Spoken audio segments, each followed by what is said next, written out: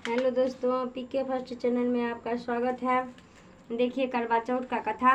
एक साहूकार के 7 पुत्र और एक पुत्री थे। कार्तिक कृष्ण चतुर्थी के दिन साहूकार की पत्नी, उसकी सभी बहुओं एवं कन्या ने संयुक्त रूप में व्रत का अनुष्ठान किया। सभी लोग ने एक साथ सायंकाल में गणेश पूजन किया। पूजन के पश्चात साहूकार के सभी पुत्र भोजन करने बैठे। भोजन करते समय साहूकार के पुत्र ने अपनी बहन से भी भोजन करने का आग्रह किया। बहन ने उत्तर दिया, तुम सभी लोग भोजन कर लो, मैं चंद्रोदय होने के पश्चात अर्घ देने के बाद ही भोजन करूंगी। बहन की बात सुनकर भाइयों ने कुछ दूरी पर मैदान में अग्नि जला दी और उस अग्नि में के प्रकाश को छलनी में से दिखाकर कहा, बहन देखो सामने चंद्रमा निकल आया है, अब तुम भी भोजन कर लो। भाई की बात सुनकर उस कन्या ने अपनी भाभियों से भी यही बात दोहराई। उसकी भाभियां इस कपटपूर्ण बात को जानती थी। उन्होंने उससे कहा, अभी चांद नहीं निकला है, तुम्हारे भाइयों ने अग्नि के प्रकाश द्वारा तुम्हें चंद्रमा के उदय होने का भास कराया है। परंतु अपनी भाभियों की बात पर उस कन्या ने कोई ध्यान न देकर अर्घ दे डाला और उसके बाद भोजन भी कर लिया। इस कृत्य से गणपति भगवान अत्यधिक रुष्ट हो गए। इसके फलस्वरूप उस कन्या का पति भयंकर रोग से ग्रस्त हो गया। चिकित्सा आदि कराने में संचित धन नष्ट हो गया और वह अत्यंत शोकाकुल होकर कष्ट भोगने लगी।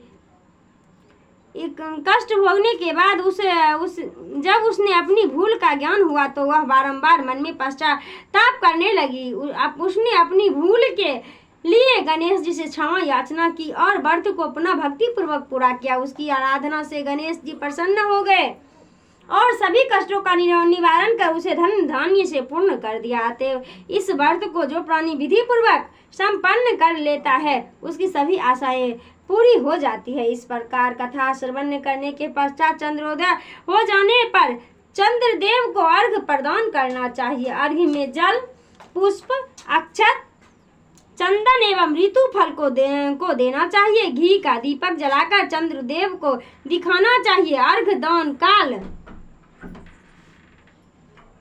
में ओम चंद्राय नमः इस मंत्र का उच्चारण भी करते रहना चाहिए। इसके अंतर 4 बार परिक्रमा कर चंद्रोदय को पदार्थ अर्पित किए हुए नैवेद्य आदि को ब्राह्मणों को दान कर देना चाहिए। इस प्रकार भक्ति भाव से जो लोग इस चतुर्थी व्रत को करते हैं उनकी सभी मनोकामना पूर्ण हो जाती है।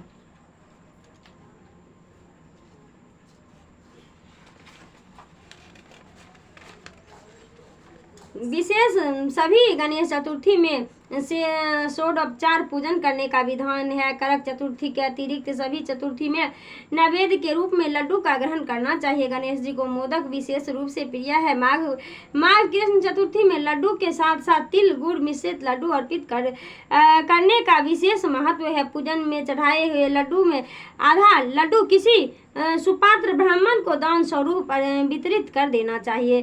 शेष लड्डू को प्रसाद स्वरूप बंधु बांधवों के साथ स्वयं भक्षण करना चाहिए। ऐसा करने से सब सुखों का मार्ग प्रशस्त हो जाता है। जय करवा माता की जय।